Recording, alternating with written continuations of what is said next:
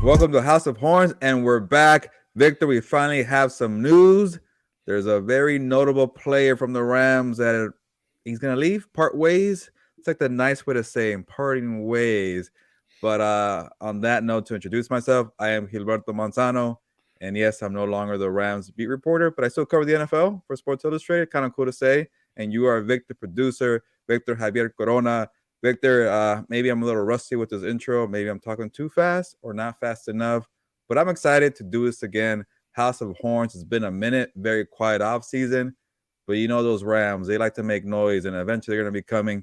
And maybe it's not the news that people want to hear, but Bobby Wagner, future Hall of Famer, 1 year with the Rams, parting ways with the Rams. I keep saying Rams, Rams, Rams, but that's why I'm rusty in the off season. We'll get into the Bobby Wagner news. But Victor, how you doing? Doing well, man. It's been a minute. We're both rusty here. We're back from Super Bowl Radio Row. It's been a couple of weeks. We've just been waiting for news to drop for the Rams, and we got it. We got a bunch of it, right? Yeah, let me go off of that because you just reminded me of something. We were at Super Bowl Radio Row in Phoenix, Arizona. We had a video out there, and I felt like we were just scraping the bottom of the barrel there with the whole Mike LaFleur news. And yeah, we watched the press conference, the introduction press conference with Mike LaFleur, and I'm surprised we got 40 to 50 minutes out of it because yeah, eventually you kind of get into some coaching talk and scheme. You'll get something out of it, but it was just one topic, and I'm surprised we went that far. And now it's like, okay, what else do we talk about? Because we want to do more episodes here at House of Horns. And again, thank you for getting us to 500 subscribers. We finally did it, Victor. 500 subs. Hopefully, we could get like a little applause button next time. But my point is that in Arizona, like it felt like there wasn't like I saw Cooper Cup by the way out there, so that was cool to see. But it wasn't like any Rams news like in the air. I don't know if that makes sense, but when you just feel it, like you feel like you see some players walking around, okay, there's some news there or whatever it is, but with the Rams, it just felt like they were trying to lay low because it was a bad year. But they're going to come out eventually and try to make things right. And we got some news now. Yeah, no, and actually, you just reminded me of that. I think it was so bad of a season. I mean, you go, what was it, 5-12, Yep. the worst season for a defending Super Bowl champion, and so you kind of want to hide. You kind of want to go away, make sure that nobody sees you. Hey, let's just get to the next season. So, but we finally get some news. But before we get to all that, Gilbert, we kind of want to go over what we got coming up on the show.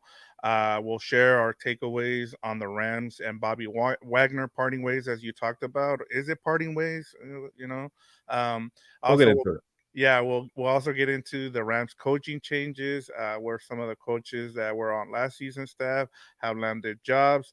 But before we get into all things Rams, I kind of want to go over a little bit in terms of you getting the job at SI and then what that pertains for this podcast and then going forward for you as well, Gilbert. So I'll give you the floor here.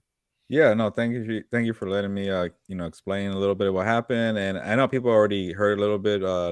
Was it last week or 2 weeks ago at the Super Bowl where I said I'm not covering the Rams, but I don't know if I announced the job before that. So if you don't follow me on Twitter or IG, whatever, it's different platforms, and I like that everybody's a different community, like on YouTube or Twitter, it's different people, but I like that. But here on the YouTube hemisphere, I guess. Uh, I am going from Orange County Register Rams beat reporter, which beat reporter means like you're daily covering practices. You're pretty much in the know for everything Rams and the outside world in the NFL. Maybe not as well, but you hear it now. Covering the full NFL for Sports Illustrated. Monday morning quarterback. I got to get used to saying MMQB. A little bit of a tongue twister there. But yeah, if you know the names Albert Breer, Connor Orr, like those two guys have been holding it down at SI, and a lot of great people there at SI too. But they decided to expand, and I'm part of that expansion, and I'm very excited to cover the full NFL as a national reporter. And I tell some of my buddies who cover teams as beat reporters, like I'm gonna be that know-it-all national reporter, just coming in for a couple of days, getting on the big time interviews, taking all your questions in the press conferences, and just getting in the way. You're gonna hate me, but hopefully they don't hate me too much because I've done it before. Chargers, Rams, Raiders. I think I know both sides of the local beat, and I don't know the national, but I know what they're going through, so that'll be interesting. And long-winded answer for why you should care here at House of Horns. I still live in the LA area. I'm still very close to Thousand Oaks, so I'll be making it out there every now and then for the practices. I'll do a training camp visit there. Supposedly, they told me I'm gonna do a lot of visits during training camp, so there'll be a lot of notes coming out, and maybe it's better for everybody. You kind of, you get the lay of the land, and whenever they have an opponent, the Rams, and I could talk about that team better instead of like, hey Vic, did you see what's going on with the opposing team of the week? Because I've been stuck on this Jalen Ramsey story or whatever. So yeah, I'm not gonna be there in TO every single day unless they move to Woodland Hills, which would be better for everybody. But I still will know enough knowledge, and I'll try to talk to all the people that I need to talk to give you guys all the information on the Rams.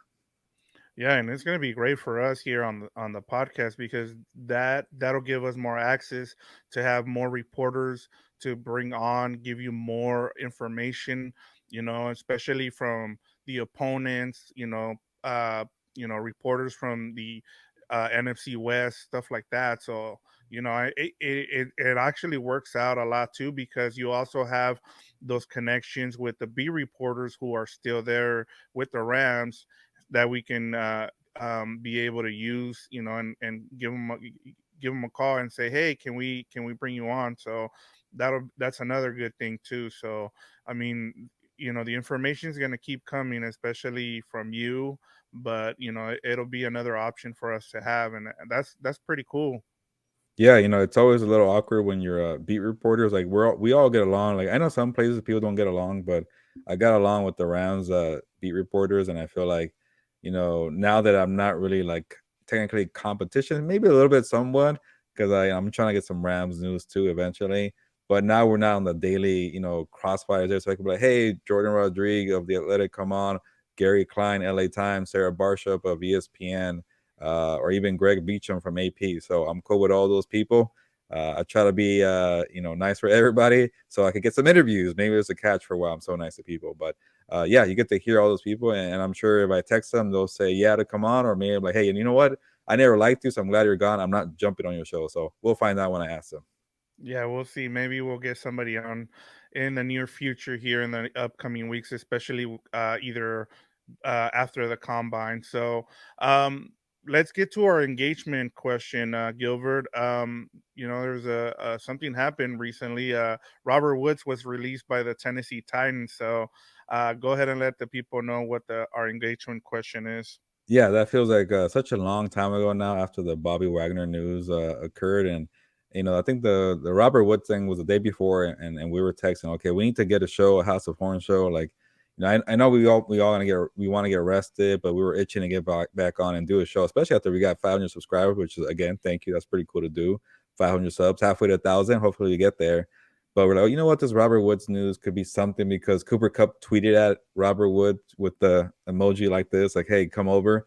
And, that's expected. But before we give our takeaways on a potential Robert Woods reunion, what do you think, listeners and viewers of House of Horns? That is the engagement question of the week. Should the Rams reunite with Robert Woods? So let us know in the comments. If you're on YouTube, comment under this video. If you're listening on audio, hopefully find a way to give a comment or get on the YouTube if you can. But we got to do better for the audio people, because Apple Podcast, Spotify people also matter.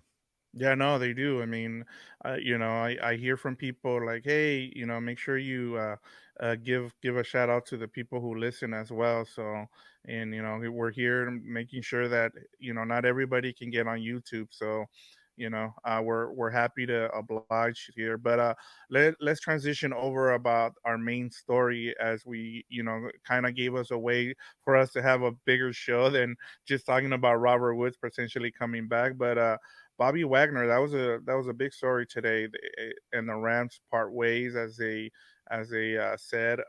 What was your first reaction hearing the news, Gilbert? Yeah, Victor, we'll save the other small stuff for later because there was some coaching stuff. But let's get into the big news, Bobby Wagner, because we don't want to bury the lead here. And maybe it's a good way to do a different format. We go from news and notes, and instead, let's go with the big stuff. So Bobby Wagner, uh, yeah. At first, I'll give you my real thoughts here, because people like to sound better and stuff like that. I like to give you kind of the raw thinking there. I was like, hey, that was pretty surprising, because when I was trying to look at the salary cap for the Rams, I'm thinking, okay, who can they cut to get under the red line? Because I want to say I had it here. I think it was like 14 to 15 million dollars that were over the cap. And okay, you got to cut people, right? When you're so far behind, because a lot of teams are. So the Rams are 14, yeah, 14 million dollars over the red line, I guess, over the salary cap. And you start doing the list there, and you start thinking, okay, even if they cut Bobby Wagner, like they don't save that much money. It's like $5 million, something like that. And I don't want to get into all the details because there's a bunch of stuff out there that he didn't get his injury money waived or whatever the heck it is, and it sounds like he's gonna take the full money that he deserves. But so that's why a lot of the Jalen Ramsey rumors are coming up, because if you trade somebody, they take the whole contract and then you save money. That's the real way you save money, because I want to say Jalen Ramsey's cap hit. I have it right here. $25 million. So you're under 15, you now are over 10. So that's the easy one right there.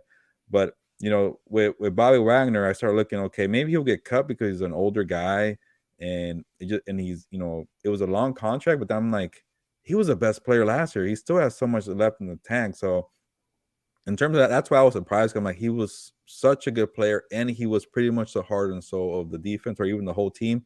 And then I'm not just saying that; the entire team voted Bobby Wagner the MVP of 2022. It was a rough year. He held it down. I'm like, that's enough for you to come back and not be a cap space removal person. So, but then you start thinking about, okay, you know what? They got to save money somehow here, and if Bobby Wagner wants to say, hey, you know what? I want to go to a contender, and you're thinking $5 million does matter eventually. So it's not too surprising when you think about it overall.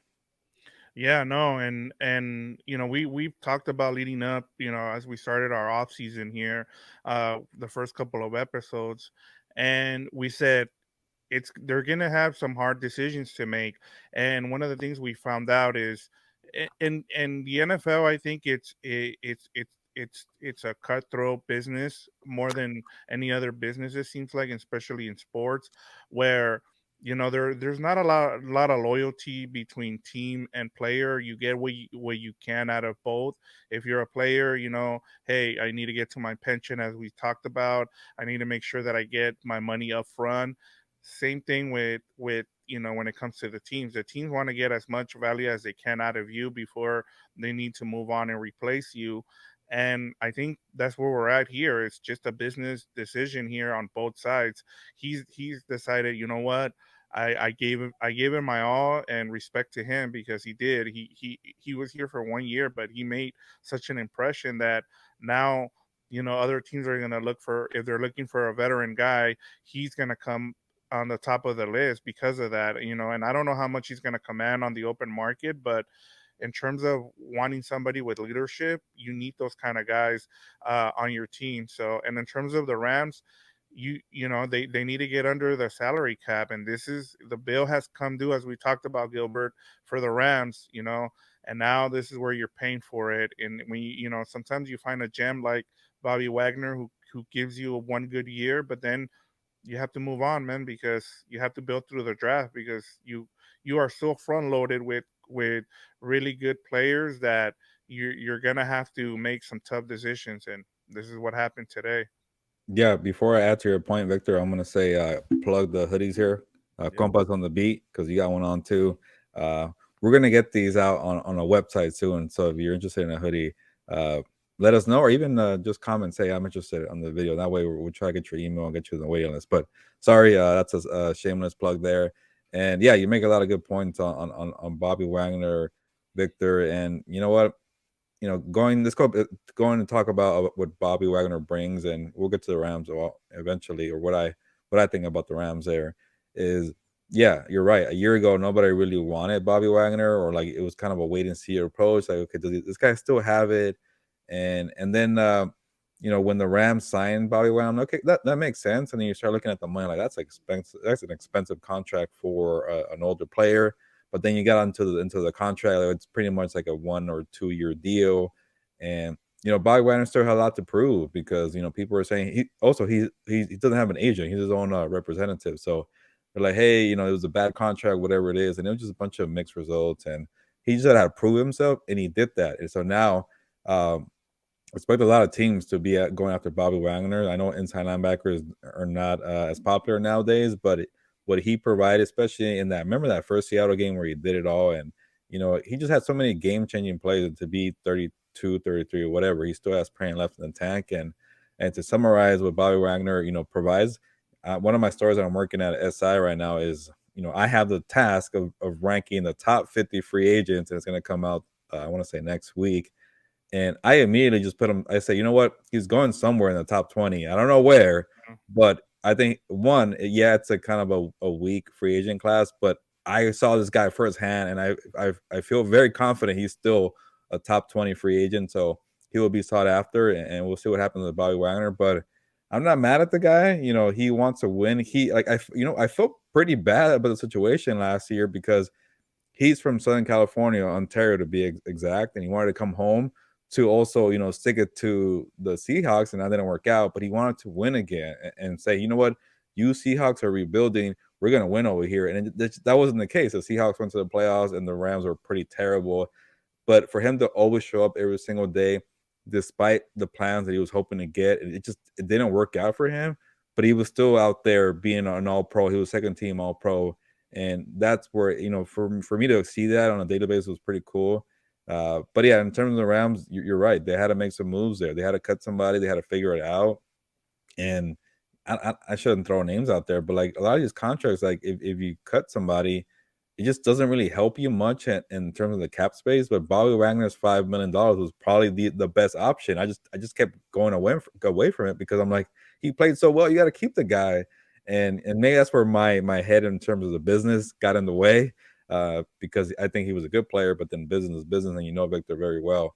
That usually trumps everything. So they're not gonna cut a Cooper Cup or Aaron Donald. And by the way, people are out there on social media. What some of these media outlets saying, who's gonna pick up Jalen Ramsey if they release him? They're not gonna release him. They'd save no money. I have it right here. A player of that caliber, you only save $600,000 if you cut Jalen Ramsey. You're not gonna cut Jalen Ramsey if that's all you get, and then you're in the dead money, $24 million.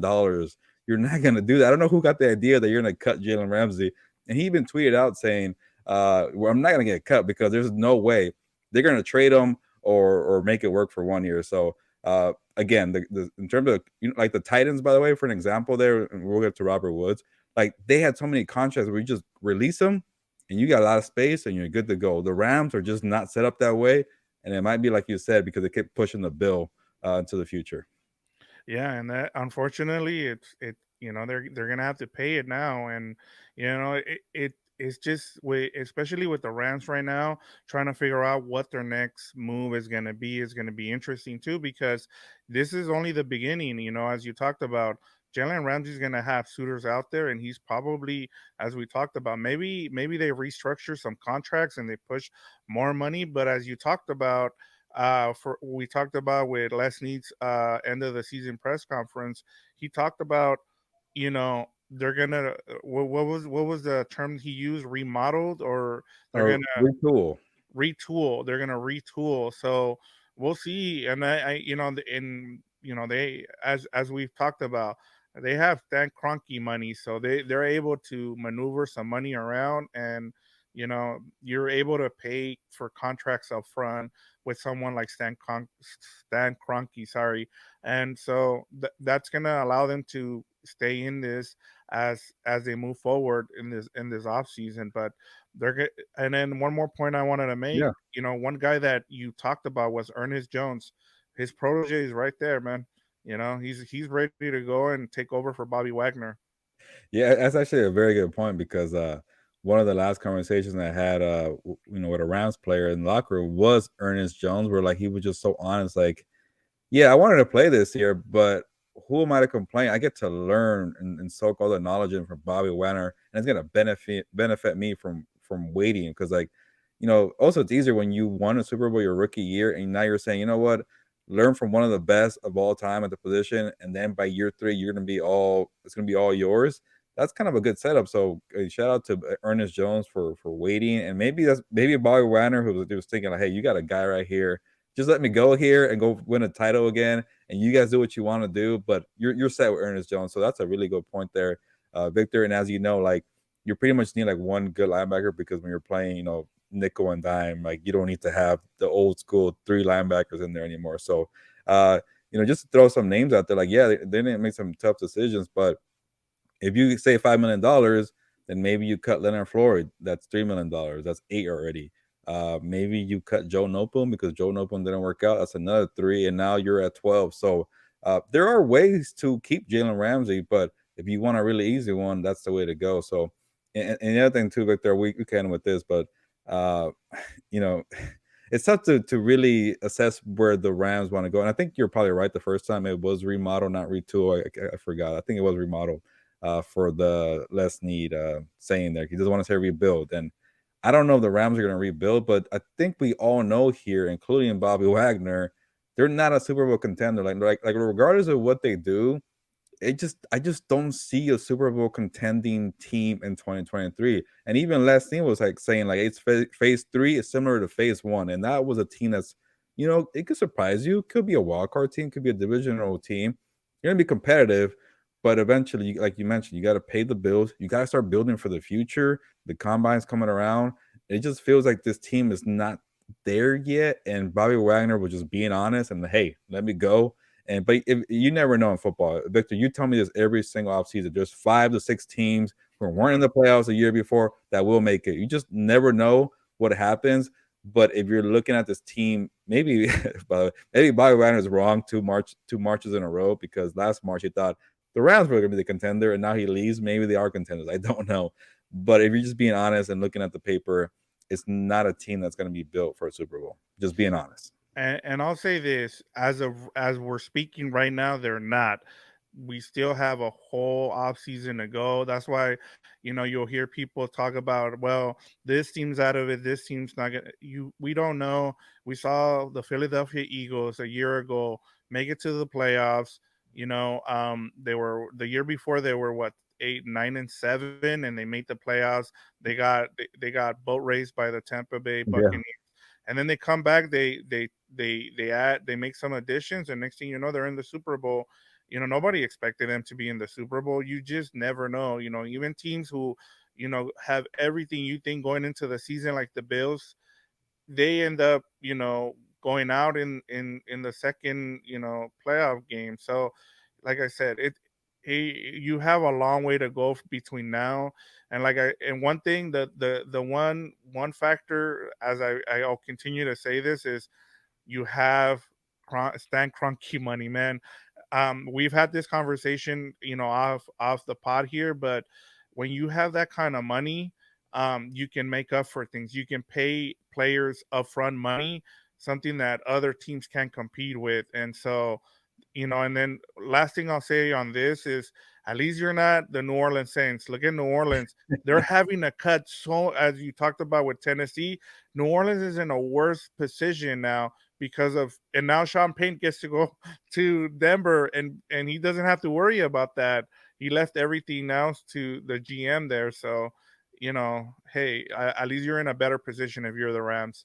Yeah, just I'm not trying to go off topic, but maybe it's me thinking more NFL landscape. Now that's my job. The Saints had to cut some really good players just to get under or trade whatever, but there was a mess there. Like at least with the Titans, they were just an easy pathway to get there. And I think like those teams like you mentioned that go all in, like the Rams and the Saints, like the Saints tried their best to win a Super Bowl, and now like you're mentioning, the bill is due. So but the best the best teams, that, are the ones that have smart GMs or cap gurus, and they'll figure it out. And that's why I don't like to get into all the details because like there's something I'm missing because I'm not an expert in these cap structures or in the contract, whatever it is. The good teams just tend to figure it out. But then there's sometimes where like it's pretty obvious you gotta make tough decisions. So let's just keep it simple, and that's what the Rams are doing right now. And you make some good points here. Like we don't know how this team's gonna shake out in 2023, and that's why we love football because you just don't know. But right now they have a lot of decisions to make, and we'll see what happens. I know I keep bringing up Jalen Ramsey, but we'll see. I know a lot of people. Last time we asked in the comments, Victor, that they wanted Jalen Ramsey to stick around. So we'll see what they get done. Yeah, and hopefully he's back. He's a really, not only is he a good player on the field, but he gives really good quotes. Yeah, For tweet. the media. Yeah. Yeah, but Victor, before you move on, you want to do news and notes, and then we'll get into the other stuff. Yeah, let's go ahead and do some news and notes just to update everybody on what's been going on. Let me just go into it a little bit here. So as we talked about in terms of the coaching news, we have the Rams assistants Thomas Brown and Greg Olson have taken jobs now. Um, Thomas Brown went to the Panthers, and he's now their offensive coordinator. And then Greg Olson stays in the division with the Seattle Seahawks. He's the senior offensive. What is it? Senior. Assistant. I keep messing this up. It's senior offensive assistant, whatever that job is, under Pete Carroll's coaching staff there. So two more guys who we talked about it. That McVay was going to make some changes. It seems like instead of firing them, he's letting them go and get new jobs. So that's been something. And then the Rams hired Chase Blackburn as a special teams coordinator. He replaces Joe DeCamales, who was fired by Sean McVay. After 2 years as the special teams coordinator. So that's your coaching update, Gilbert. Yeah, I'll start with the new special teams coordinator. I was doing some research on Chase Blackburn, and a younger dude with not too much coaching experience, but he was built to be a special teams guy. I was reading that he was a team captain with the Giants as a special teamer, and he won 2 Super Bowls with the Giants. So I don't know if you remember him as a player, Victor. I really don't, because maybe he was on special teams.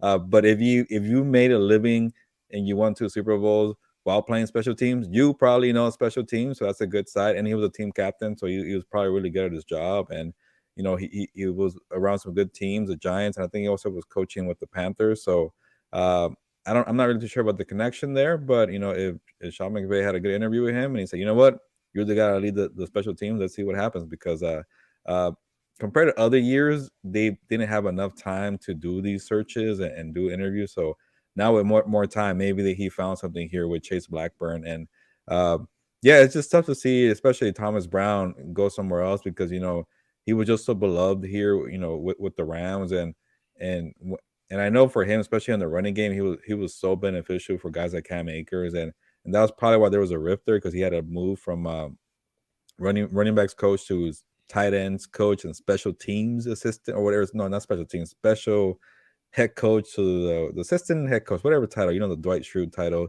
They had to promote Thomas Brown because they wanted to keep him, so they made up this new position, and it pretty much burned them, to be honest, with Thomas Brown. And now, but he deserved the bigger title and to be the OC. I was getting worried he might not get a job, Victor, with Thomas Brown. I don't know if he's going to call the plays. I haven't done my research there with Frank Wright, because I think Frank Wright's known to be doing the play calling. So maybe not, but he still has a title OC, and that goes a long way in the NFL. And this guy already had head coaching interviews. So something about Thomas Brown, when he commands a room, you listen. He has a lot of respect, and that's a very big quality to have as a head coach. And I think that's why he might have was a shot to jump the line there from like assistant coach and not OC, and then going head coach. But now he's to go the OC route, and we'll see what happens. And yeah, Greg Olson had a very short stint with the Rams last year, but you know him very well from the Raider days. He's been around for a long time, and yeah, he deserves all the senior titles he can. Yeah, yeah. No, I was gonna say in terms of Chase Blackburn, he was the Giants' Steve Tasker, if you remember him. He was a special teams ace. He's, or the as they call him, I think they call him special teams war daddies or something like that, where they're like the ace, special teams ace. The Yeah. other one that comes to mind is I was gonna go online right now and check his name, but it's the guy from the player from the Patriots, Oh, Slater. Slater. Yeah, Yeah. yeah, The you know son who I'm of the talking son about. of Jackie Slater, I forgot his first name. This is Yeah, bad on me. But yeah, it's funny because yeah, he's not like a star player, but the Patriots did a whole kind of like welcome back Slater, because he's that special for special teams. Not no pun there. but he does so much for the Patriots organization as a team captain, Super Bowl champion, and a special teams contributor. So when you have guys like that, they're big. So for Chase Blackburn to have that quality, uh, that's good. And sorry, Jackie Slater, if you watch the show here, we forgot your son's first name. Yeah, I know, and I should know, like, I remember him playing at UCLA as well, so, Yeah, like, his name is escaping me right now, I gotta look it up but, now. Just yeah, but bothers me. that's who Chase Blackburn was Matthew with the Slater. Matthew Slater, there Sorry. you go, but that's who he was with the Giants. It's funny 'cause his 2 Super Bowl wins were against the Patriots, um, There you but, go. yeah, there Now you you got the go. better ace for the Yeah. Rams here. Yeah, it came full circle there. And then in terms of Thomas Brown, one of the things that stuck out for me from listening to you was what a big difference he made for Cam Akers, because you talked about the fact that he went from being the tight ends coach, and then when the running back coach who he brought in, Samples, I think he was the one that Yeah, recommended him, yeah. when he left to take the Arizona State job. Thomas Brown had to take over as the running back coach, and then Cam Akers took off, and so that tells you what kind of effect he has on players. And so we might see the same thing happen in Carolina, especially with all their young running backs that they have out there. So that's the thing that stuck out to me whenever I saw his name.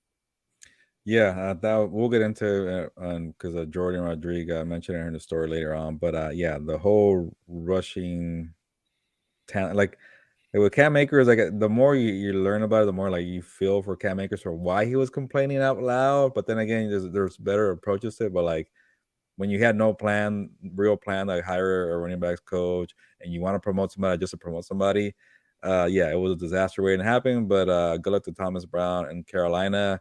They have a very star-studded coaching staff there with Frank Wright. So I'm curious to see what they do. They don't have a quarterback, but they have some key playmakers there. Uh, as everybody knows, with the Rams, they have Brian Burns there, and people wanted him. Yeah, no, and they're sticking with him. I mean, that they're going to build around him, which is it's good to see. But you talked about Jordan Rodriguez, and I kind of wanted to. I read the story, and I know you have as well, and we kind of wanted to go over it just a little bit, just to get your reactions from it. So give me some of the things that stood out from her story, and then I'll give you mine. Yeah, you know, I'll summarize this real quick because Jordan did a good job of answering all the questions we had as reporters. Like that didn't seem right. That was fishy. That was strange. That was unique, and we were always like head scratching ourselves, like why did they do that? And then we asked, they wouldn't give us an answer. She pretty much did a good job of putting all that together. So okay, now that makes sense. And why did they do that? So speaking on the whole samples thing, like that, there was a 15-minute interview for the running backs coach. And man, hopefully for him it works out. I know he was just too young and too soon, and it was such a quiet. Let me interrupt you. Yeah, Let me make sure, because I want to make sure that Jordan Rodriguez gets credit here. So she writes for the Athletic, as we didn't mention that, and then the headline or the name of the story is "As Rams Imploded, Sean McVay Faded Away: How They Found Their Way Back to Each Other." So just wanted to make sure that go and check out her story, but we're just pointing out some of the stuff that from her story. So go ahead, yeah. Gilbert. Sorry. I probably shouldn't say too much because I want people to read her work. Yeah. Definitely read the story, and that's what I wanted to make it because I got into it.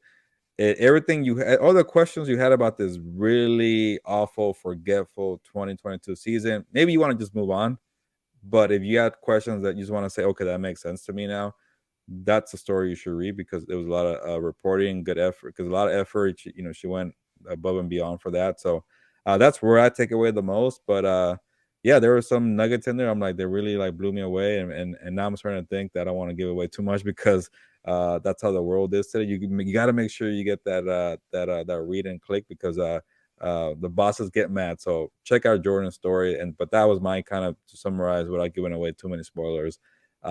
She really just sums up the whole 2022 season.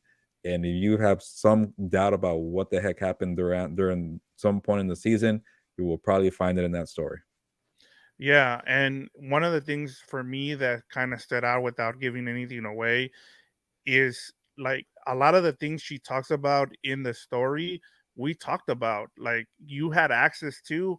And so there was a lot of things, like the whole Thomas Brown stuff that, when he moved on to be, as we talked about earlier, he went, like the Bobby Wagner stuff. To me, like as I was reading it, I was like, oh, we talked about this on the pod, we talked about that on the pod. So I mean, that was one of the cool things about you being on the beat, was being able to have some of those stories already for that we talked about. So for me, it was just like, yeah, like some of the nuggets as you talked about, they were great. It was good, informative stuff that we didn't, know about, because no, the as you talked about, even some of you guys who were on the beat didn't even know. So they gave her great access.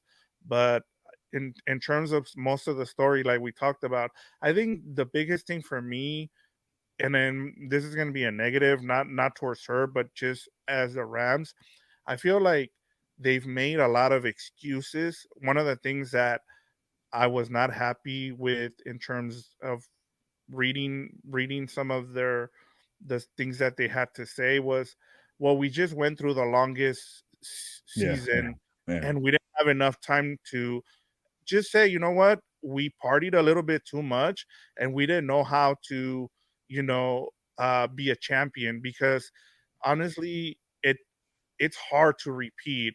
And that's been one of the constants as we've seen in the NFL. I think the last team that was able to repeat was the Patriots. I think it was the 2002, 2003 Patriots. And so it just becomes hard. And I one of the things I've learned from teams is, like, look, it's hard to get to the mountaintop, but it's even harder to get back. And I think it reading her story, it just shows you how tough it is and how mentally exhausting it can be. And it happened to someone like Sean McVay, who's been known to win. All he's known is how to win. And this was such a big moment for him in terms of what he can take going forward. Because, and I'm glad that he's coming back to coach this team, and I hope he's here for a couple more years, because this past season is only going to make him a better coach going forward, Gilbert. Yeah, just to go off of that, I totally agree. There was a lot of excuses, and that's something that stood in my head. I'm like, there's been a lot of defending champions that do much better than what you guys did. And when you have 5-12, and like, oh, it was a really like, I get the extra week in the season, and nobody's ever done it. And we'll see if it's a pattern, like for the next champion. Like, yeah, the extra week is brutal, and it really sets you back. We'll find that out. But one thing I'll give credit for, like Sean McVay didn't have to talk to her, and like and just be like, you know what, just do what you got to do, go around me. But I think a lot of people, maybe I'll just say just Sean McVay realized like, yeah, we didn't handle that well. Well, we didn't know how to be a defending champion. We, yeah, partied too much. We kind of melded in. We were expecting it to be pretty bad, and when you try to, like sometimes when you know you're not good enough, and you want to just get by with good coaching or whatever, or some good scheme, and you just find a way to just to be decent, and then all these injuries occur, and you're like, "Oh crap, we should have prepared better." That's when it really hit them, and they got exposed. And I think that's a big reason why Sean McVay came back, like to say, "Yeah, I really melded in that year." And part of me, like, I shouldn't get into this, but like there was a lot of excuses, like, dude, like you're in your 30s, like a lot of coaches have do this every single year, and don't make that many excuses about that first year was so hard for us. And for him to come back and then take that interview and say we did not handle the being defending champions properly, I want to own up to my mistakes, for me went a long way, because I thought there was a lot of excuses for like the season being too long. So I'm with you there, where I did not like that. But for them to, at least own up to it and say, hey, we didn't know how to act as a champion, for me was big. Yeah, and I mean, we'll see how they respond now. And I think this is the year where, now you've gone through that 5-12 season. Now you know what it feels like. You don't want to feel that way again. And so, you know, it'll be interesting to see how they go about this. And as we talked about, it's not a rebuild; it's going to be a remodel, according to Les Need.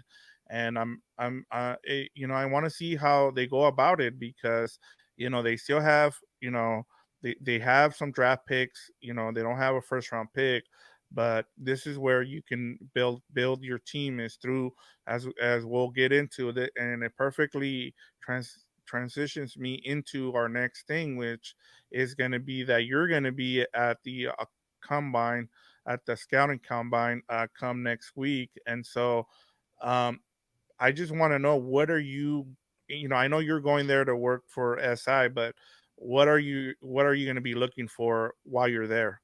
Yeah, so obviously it's gonna be a little tough because I have to pretty much watch for all 32 teams now, but I'm gonna keep an eye on the Rams because we have this podcast. I still live in LA. So I know the Rams won't be there because they've pretty much given up on going to the combine, and there's a good amount of teams that are not going again this year, which I don't blame them. You could do everything from home. But yeah, just to check out some of the lineman prospects to see, maybe they could land like a tackle in the second round. You might need a new cornerback because of the whole Jalen Ramsey trade. And yeah, Jalen Ramsey had that one tweet that makes me sound more like it's a real possibility they're gonna try to trade him. You're gonna need DBs. You, I think you're like you mentioned, you're okay at linebacker or Ernest Jones because you don't need to have too many, and it'll be nice to find like the good teams always reload and they find talent even though you already have somebody at the position, so they could maybe go that route. But you need edge rushers. You need help there because maybe Leonard Floyd might be the next cut there. I know his contract's not that massive, but you still clear $3 million if he's gone. Maybe you want to get younger at the position. So uh, defense for me comes to mind, and it's going to be pretty much Aaron Donald and a whole new crew because it sounds like Aaron Donald's coming back. I think he said it on a tweet. So defense comes to mind first, but then you know, uh, just to kind of sink it in there, the whole Robert Woods thing, you gotta find younger playmakers on offense and guys who make an impact immediately because you don't want this whole Tutu Atwell project. And I get Tutu made some flashes, but it wasn't consistent. It wasn't every Sunday. You never know which Tutu you're gonna get. And I was impressed with the guy, but you need somebody who becomes an instant playmaker and just gels quickly with Matthew Stafford. And also, I know in the story there were some excuses about why Allen Robinson didn't work out because Stafford wasn't in camp. I thought that was an excuse too. But you need guys who just come in and just make plays. And I think on offense, they need a little bit of that because I think I'll blame myself. We just kind of just thought Allen Robinson is going to be nice for them. Van Jefferson, Tutu Atwell might emerge, and we thought this position was stacked. We bought into the whole Lance McCutcheon preseason, and we thought that position was set. That position is not set. When went down, they were looking for people to help out. So I wouldn't be surprised if they go wide receiver again, maybe even running back because Cam Akers has one more year on his contract. But they just needed something to get explosive because watching Stafford just dump it off to Cooper Cup every single time was a pretty boring football. So on the selfish part, I would like to see them get better in terms of skill players, but obviously you need linemen, you need some defensive players. But long answer there, but I will keep an eye out on some of these players at the combine, and I'll come back in a week or two, and I'll give you my assessment of who the Rams should draft. Yeah, no, and I mean that'll be great access to have. I know I'm gonna be bugging you for clips and stuff like that from some of the players, especially someone that Yeah, the Rams might be looking at, especially some linemen, some defensive linemen. I mean, they have a lot of holes to fill on this team, and so how they go about it, we'll keep an eye on for Ram fans here, and so. I can't wait, man. We have a long off season and it's just getting started, and I'm just glad we finally got some yeah. news.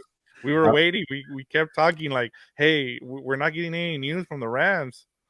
Yeah, we were like, "Hey, how about we just go on? We finally got some news, and we'll keep it at 30 minutes." And here we are, about to be 40 something minutes. And then one more thing before we get out of here, Victor, because I feel like we just got to address, or at least I want to hear your thoughts real quick, because I keep going back and forth, like with the whole Robert Woods reunion thing. And after I mentioned the whole debacle of the offense last year and how boring it was and how stagnant it was, I'm like, yeah, why not get Robert Woods to just at least do the dirty work and block for you and help out Cooper Cup? But then I'm like, older veteran going back to an ex usually doesn't work out. So I think I'm off the reunion bandwagon. What about you? I think if it's not gonna cost him anything, then you might as well do it. He might want to come back home, and he's familiar with He is. what they do and Sean McVay's offense, and I'm sure it's always helpful when you can get one of those guys. It'll be interesting though, Gilbert. What happens with Allen Robinson? is the experiment done after 1 year? Are they gonna pull a Bobby Wagner and they're like, you know what, let's just cut our losses. I didn't like what we saw from him this season. I mean, there were some moments there. I don't know if it wasn't the offense. I think he might be he looked like he lost a step. Like and some of it I thought, well, maybe coming to the Rams it's gonna help him because you know being in Chicago, being in the freezing cold, you can look a little slow, but there was no excuse here, and as we talked about, Stafford didn't get him the ball, and when he did, you kind of had to make it work for him to where you it had to be where it helped him as opposed to him making things better for the Rams offense. So we'll see what happens. Maybe they made the adjustments but as as you talked about, maybe the receiver isn't a priority. I mean, they have so many holes to fill on this team, and so it'll be just interesting to see how they go about it. But he's one. Robert Woods is somebody that when they were together, and I can understand why Cooper Cup wants him back because he had his best season with Cooper. And for some reason, Gilbert, I don't know about you, but did you think that Robert Woods was on the Rams 2 years ago? Like I just realized that it had only been one season. Yeah, yeah, it's good. He got hurt when they got. Remember when they got OBJ and Robert Woods got hurt during the first practice with OBJ there. So if he missed that whole run there, so it feels like it's been longer. So, but yeah, you're right. He was there for the historic season, the Triple Crown for Cooper Cup because Robert Woods did all the dirty work. He was a versatile playmaker, and a lot of these young guys just couldn't figure that out. That because that's why the 11 personnel works for Sean McVay because you're asked to do so much as a receiver. That way, you don't have to play these jumbo packages and get skilled players off the field because you're doing all the dirty work. And Robert Woods did it, and these other guys were adjusting. So maybe that's why, like, you don't need to be a guy who gets open in separation and be young and athletic to play the dirty work role. So maybe you're right, Victor, if you bring back Robert Woods. The whole thing on Allen Robinson, real quick. I haven't brought up his name as a casualty because if you cut him, you lose $8 million. So they are pretty much stuck for one more season with Robinson unless they trade him. But then, like you mentioned, he didn't look that great on film, and who's going to take a chance on? Unless you're pretty much, hey, just take the salary and I don't know, maybe for a 7th round pick or in the That NBA, that's yeah, something like yes. that. You just like get rid of it, and maybe it will give you an extra pick to take it. Such an NBA move where like you take like a Westbrook, and we'll give you a 1st round pick. Well, Something. well, Go ahead. well, we saw this happen with the Texans and the Browns. I just can't think of the quarterback. Oh yeah, Uh, Brock Osweiler. there you go. Yeah, It happened yeah, with that where they were just trying to offload salary, and so they took back a draft pick in exchange. So it can happen, yeah, man. Like as you talked about earlier, GMs, this is why you get paid. This is also why you have a capologist. You have different guys in there, like not just guys who do analytics. You're paying different people there. This is why you have those people to be able to make sure that you can fit players into your cap. So I'm sure if they're done with him, then we won't see him. They'll make sure to work out a trade or something, but we'll see. As we I always think, well, maybe this is the contract that is untradeable, and then we find out that's not the case in any sport. I've seen it. As you talked about with Russell Westbrook, I thought that contract was going to be hard to move, and they ended up moving it. It doesn't matter. I mean, uh, Russell Wilson is another guy. We talk about like, oh, it's going to be hard to move that contract. Eventually, he's going to get moved. They're going to get rid of that contract. So, yeah. yeah. And it's not like Allen Robinson's terrible. Like maybe it's a No. step slower, but like you could easily be like, hey.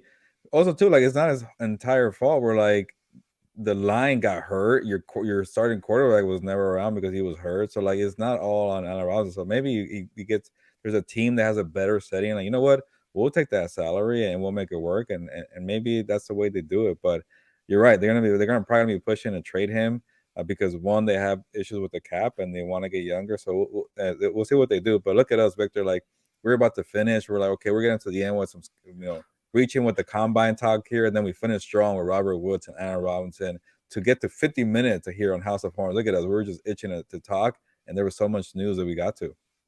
Yeah, but before we go, you have anything to plug? Because I have some things that I kind of want to talk about what we have going on across our network, Compas on the Beat network. Yeah, I'll let you get to the Compas on the Beat Network stuff. And real quick, yeah, again, if you want a hoodie, let us know in the comments, and I'll add you to the waiting list because we're getting closer. I'm being serious. I've been doing work on the website. It looks pretty nice.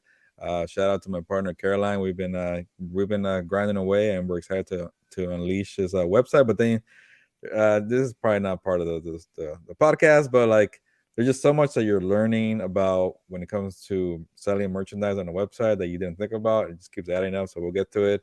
But real quick for my stories at Sports Illustrated, yeah, if you care about where Aaron Rodgers is going, I just did a story where I just took a chance and did trade proposals for 5 teams that will probably want to call for Rodgers, and I had fun with it. And some people didn't like it, but that's why I said, "Hey, give me your feedback here." Because the funny thing on the Rodgers story, real quick, Victor, I thought I was being too conservative. I'm like Russell Wilson and Stafford each got 2 first-round picks, and I only put one for Rodgers, and I'm like, well, he's older, and maybe he might play for a year. People were like, "That's too much." And I'm like, "Oh, okay, then I guess I misjudged it there," but I still think a quarterback is worth the first-round pick, so maybe we'll see if I'm right or wrong, but I just had fun with it, and yeah, I'm working on my top 50 free agents in the NFL. So if you're a Rams fan and you want to see what some of these free agents are where they're ranked and who's available, I don't know how much money the Rams have to throw at free agents, but you want to look at the list, top 50, and it was tough because there are not a lot of good names this year. But check that out, and so a lot of stories coming out in early March from SI. What are the chances the Rams can land Orlando Brown, Gilbert? Very slim for various reasons because I think the Chiefs would keep him, and then he's gonna cost you a lot of money, which the Rams do not have. But just to talk about tackles, I'm like, hey, how about Taylor Lewan? But he might retire. So, yeah, I thought that when he got released the other day. Yeah, so there you go, Ram fans. At least I tried asking him about Orlando Brown. I know it's a pipe dream, but at least who knows?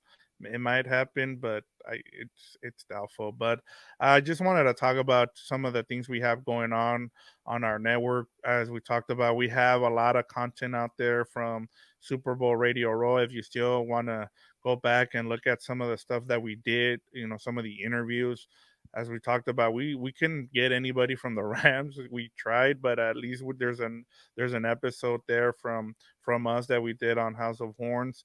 Compas on the Beat is coming back um, the next week. We took a little vacation for about a week just to recharge our batteries, but we're gonna be back. We'll have our little banter as Gilberto and Fernando get into it. Kind of going what's been going on with the NFL as we get ready for the scouting combine and all the NFL news that's going to come out. The whole thing with Derek Carr and as Gilbert talked about Aaron Rodgers. We also have FC, what is it, Compas FC, which is a soccer channel. Um, we have a lot of stuff going on there with Champions League. Real Madrid is on a run. They beat Liverpool. There's, I think, Barcelona faced Manchester United, I think, and they tied 2-2. It's hard for me to keep all these things together, Gilbert, but we also have Combat Compas. You guys are gonna record some things coming with WrestleMania, which is gonna be here in LA. You got boxing, UFC 284. There's a little controversy that happened with the pound for pound fighter that you guys might get into. So there's a lot on the channels that we offered. So make sure you check it out. If I missed something, Gilbert, let me know. No, that's a lot. Like you mentioned, we are a network, so we have a lot of options there. So if you want just general all NFL stuff, check out Combos on the Beat. But yeah, we have a little bit of everything, and maybe Stan Kroenke is looking for some Arsenal content on Compas FC, but I guess Fernando's not getting to that. We'll get there eventually. Yeah, we'll let them know. Hey, we need some Arsenal content for Stan Kroenke. So yeah, that's pretty much all I have for everybody here, Gilbert. So if you wanna, we got 55 minutes or so out of this episode. We said let's keep it to 35 to 45, and we went a Yeah, little over. So we always find a way to get some content out. So I'm happy about that, Gilbert. yeah, we've been off for a couple weeks, so might as well extend it a little bit. But yeah, we'll be back soon with some combine stuff and some free agency talk. So, like we always said, is there's some news occurring during the off season, we're gonna jump on. If it's quiet, we're gonna make sure to take the time to unwind, but we're gonna try to give you consistent content here. But on that note, you ready to go, Victor? No, I was gonna say just send us questions. We were glad to answer them, in our mailbag uh segment. So please send us your questions, and then we'll get them out on our next episode, Yeah, especially with the just combine. comment. If they're Yeah.